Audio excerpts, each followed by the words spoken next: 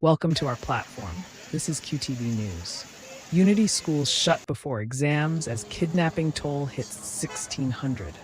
UNICEF. November 22nd is a heartbreaking week for thousands of Nigerian students as the federal government orders the immediate closure of 46 federal Unity colleges due to escalating insecurity. With just days to go before first-term examinations, classrooms have turned into waiting areas, school gates into pickup points, and corridors into uncertain crossroads for anxious children. The report. At the federal government desk college Buhari, once an arena of laughter, lessons, and reading, the atmosphere now feels more like a departure lounge. Parents, teachers, and students who pleaded anonymity expressed their worries as they stood quietly, not just holding their belongings, but clutching their interrupted dreams.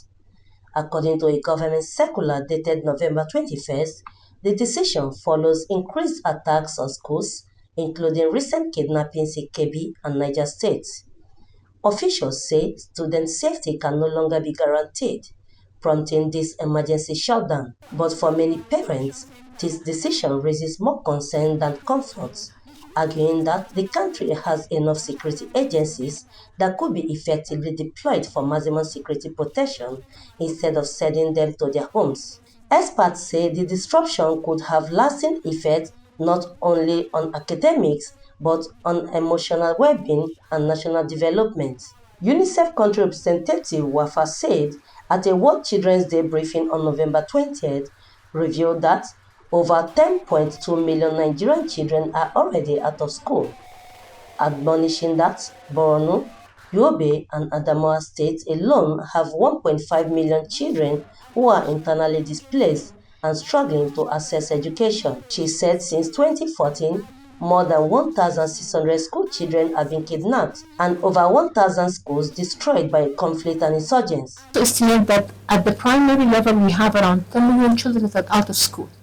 And education is very, very important. Education is not just important for the children to learn, but we find that, when mothers are educated, when fathers are educated, when boys and girls are educated, it has impact on everything in their life. We have around 1.5 million children living in displacement. And when you ask people living in displacement, nobody wants to live in displacement. People want dignity, people want livelihood, people want education. And I think this is something also that we as partners committed to support the government.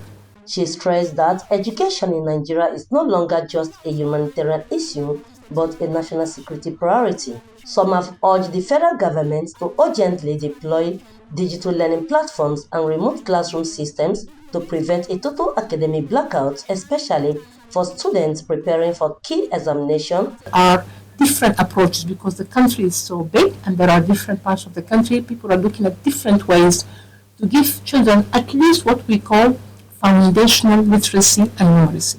Because also we have children going to school, but 3 out of 4 of these kids, they cannot read and comprehend and they cannot do simple math by the age of 10. So we also really need to work on the quality of education. As the world celebrates World Children's Day 2025, stakeholders say Nigeria must choose between shutting schools or securing them between fear and the future. With optimism that, despite packing their bags home, their future should not be. Vincent Okushi, KTV News.